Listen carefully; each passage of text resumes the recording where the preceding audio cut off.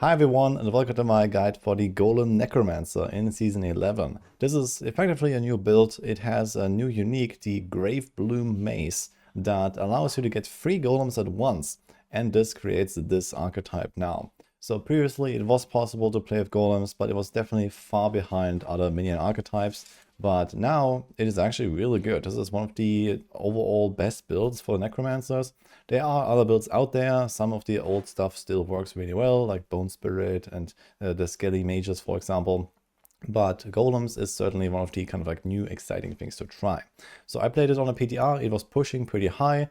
It's a pretty comfy build.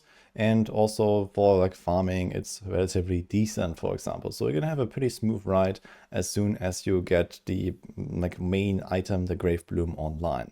So I want to show you what this is all about, and let's jump into it. So here's my planner. We have different setups here. So we have a starter, then ancestral, mythic, and push. There are some slight differences between them. Most importantly, like the kind of gearing progression as you unlock more and more uniques. So for example, the starter, I just put the Grave Bloom here. I think you should have this item before you really swap to like a full golem build. You can try to make it work before, but it is a pretty huge upgrade. So you want to try to get it as soon as possible. And then once you have that, you just need like random other legendaries and you're kind of golden already.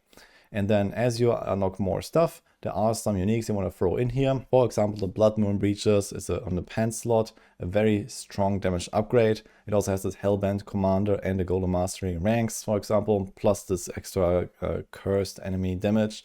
So this is huge. So you want to have that as soon as possible as well. And then there's other uniques that are also kind of decent or help you out with various smaller stuff. Lilith's Wall, for example, can be a pretty huge upgrade here in our offense slot, since there is not really that many super crazy offensive aspects to put on an offense. We actually just run this and Bone Storm, and you're tanky, and you have these Bone Storms everywhere. They give you a pretty nice buff. I also threw in a Fist of Fate, for example, that like a hit does help a little bit and has decent stats and a nice effect, and stuff like Godslayer. And later we have Mythics, so this replaces the Helm and the Chest especially. So here lots of damage from Air of Perdition, and Shroud is just like all around insane. Especially on Necromancers, there's many good passives here, so this helps you a lot and gives you great survivability on top. So what do you actually need to really make this work? Well, one important piece of the puzzle is a lot of Golem cooldown reduction. You see this here, it has a 4-second cooldown. I think the baseline is 16, so you want to try to get that 75% cooldown reduction cap in order to spam this golem as much as possible. This is very easily done actually with tempers. So you see this on the ring.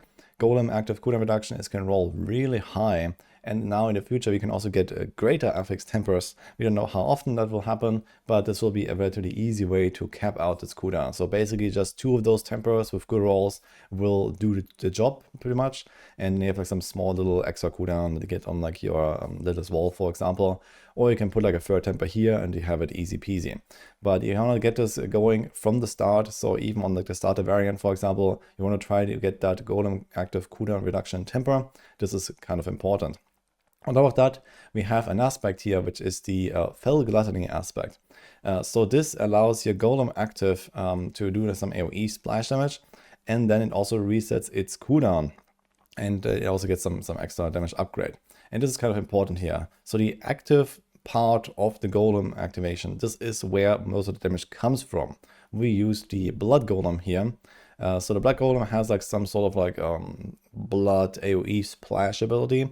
That heals it and you as well, and then it gets extra damage and damage reduction and stuff like that. And that is like an AoE Nova effectively that does all of the damage. So the auto attacks, they help a little bit, but most of it comes from pressing this button. So you kind of want to like spam that roughly like once a second, and you get the cooldown reset with you know, having a very short base cooldown and then this Fell Gluttony aspect. Now for that we need corpses, and this means we need to generate corpses, which you can do in various ways. So there is Reap that you can press sometimes. Every 4 seconds it can generate a corpse. So this kind of gets you started a little bit. But then we also have the huge flash. So this is where a lot of the corpses will come from. So especially in AoE fights, you will always have enough corpses anyway. And even on the boss, this has a double chance. And you have relatively decent lucky hit. Maybe not quite at the start, but at least later on when we include like a Fist of Fate, for example, this will carry you with your corpse generation, and you can just press the button all the time, even on the boss. And that's already the core of the build. Everything else is just there to either buff your damage a little bit or give you more utility or more defenses or something like that. So let's go over that real quick. We have a bunch of aspects here that are really good. Sacrificial aspect in particular, we put that on the neck. Gives you bigger sacrifice bonuses. So there is an upgrade to golems that has happened in Season 11, which is that when you sacrifice your skellies, you get a huge damage buff here. This is the Hulking Monstrosity legendary Paragon node here. So you get a 60% golem damage boost for each of the sacrifices. So that's insane. And on top of that, you get the other sacrifice bonuses anyway. So there's, for example, you have resistances here and there's vulnerable damage here. So you're going to be decently tanky as well, thanks to this. And this is a very strong aspect. Then we have reanimation, just more minion damage. Usually the golems stay alive, so you get this, no problem. And yeah, for like Gluttony we mentioned. Here's Cursed Aura. This is just very comfy. You just auto curse everything around you. You don't have to press the button. So I put this one in there. You can also put curse on the bar and have something else here if you really want, but I found this very comfy. And this also helps you a little bit with cooldown resets. So there's the Decrepify that slows, gives you damage reduction, and then you also have this cooldown effect. So together with this Fell Gluttony aspect, you can actually get to the point where it's not necessarily proc the Decrepify as well, and you get an insta reset on your golem, because you have 3 seconds plus 1 second from the aspect and the Decrepify together. In that case, you can actually giga spam your golems. In the earlier variants, there's a few more random aspects that I threw in there. Frenzy Death, for example, is a good starter aspect. You want to hit 100% or more attack speed for your minions, which is relatively easy to do with this aspect especially. But even without, you can just roll a bunch of attack speed bonuses. So you see here, for example, we have 74% right now.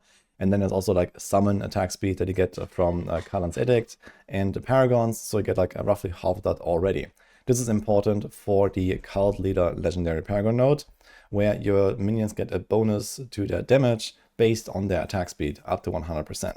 So the 100% mark is kind of the main breakpoint to hit. Besides that, attack speed is, it allows you to cast a little bit faster, so I just put a little bit in there, but nothing really crazy. And besides that, for the rest of the skill tree, so I'm just gonna go over this here as well. So Reap, you can just press that once every few seconds, you get a nice little damage reduction buff, and the corpses. Blight is also a relatively minor buff, but for example, when you find elites or a boss, you can throw this in there every few seconds. You get a nice little buff there. Then we have Bone Prison. This is a kind of important one. So first of all, it has a nice damage buff. It also makes stuff vulnerable, which you can just trigger with a item roll later. But more importantly, you have the buff. And you also get a bit of a cooldown reset, which helps, for example, for Bone Storm. And it works as a minion death for Kalan's Edict. So the second part of this key passive here has this 20% extra damage boost that only lasts 3 seconds. So when you cast Bone Prison and they get destroyed, or you cast them again, you can actually unsummon them. This counts as a minion death and gives you this 20% damage buff here. So this is the main reason to have the Bone Prison in the build here.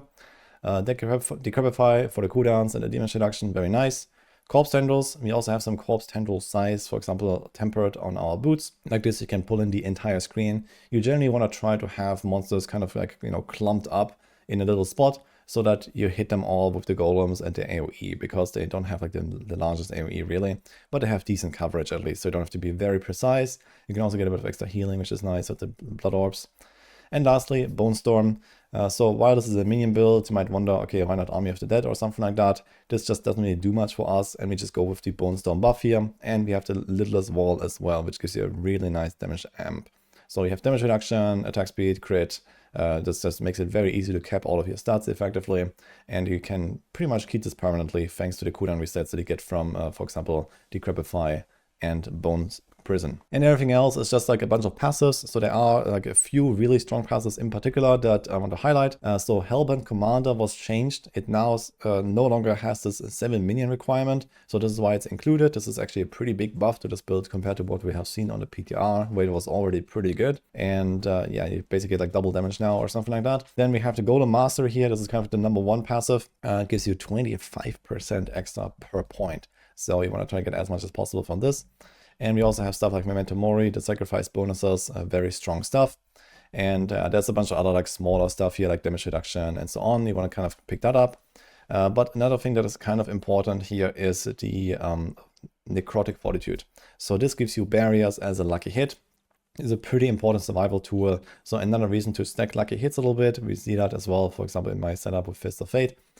And this just helps you to stay alive and yeah, kind of is one of the main defensive layers here. Let's talk about the Paragon. So there's these two boards here, the Hulking Monstrosity. This is like the first thing I attached. So you get this pretty early, basically like Paragon 30 or something. And then we have Cult Leader. So maybe by like Paragon 70, 80 or so, you're probably gonna be here. These are the two most important nodes. And after that, you get okay stuff, but it doesn't really matter that much. So I would say like this build comes online pretty soon. As soon as you have the Grave Bloom and like the first like 50, 60, 70 Paragons, you have all of the most important stuff and you're going to be flying and probably going straight to Torment 4 pretty soon. You can see the exact progression here with like, the board numbers. So you kind of just like, fill them out in their order. And we also have different Paragon setups. So here at 200, for example, it fills out a little bit more and more. So you can check the progression there. And that's also pretty much it for the setup already. So everything you need to know. You can obviously find a bit more of the details about, which stats to roll exactly on all of your gear and so on. So you have that all here in the different setups. So check this out. You can check the Paragon progression and so on. The skills usually stay pretty much the same. One thing is maybe Inspiring Leader. You might overcap your crit pretty hard at some point. So you can actually take some points out here. I think the starter variant has them like fully stacked. And then you can, remove some of them and put them somewhere else, for example. So you can check this out as well. And for the runes, there's not really super crazy stuff. So I put Yule and Cry here to pull stuff in more reliably without the corpse tendrils, just to like more easily clear packs and these kind of things. And here we have Igni and Jar, so you have some teleports going as well. And that also helps you just to go a bit faster, which is a bit of a struggle on the Necro sometimes. But ultimately, you can also experiment a little bit with this build. So as soon as you have the main combo with the Grave Bloom and the sacrifices and so on, you can definitely make this your own a little bit and, for example, change your skills a little bit. You don't have to run the Bone Storm or the Bone Prison, or you can run a Curse and whatever. So there's a few things you can swap around, and you can have a pretty good time pretty easily with this. Personally, I'm usually not a big minion enthusiast, but I did have a pretty fun time with the Golem Necromancer, and I'm probably going to try this out when Season 11 comes out proper. So for now, this is what I got here. Hope you enjoyed this. I wish you good luck in the season. Like and subscribe, and I'll see you guys next time.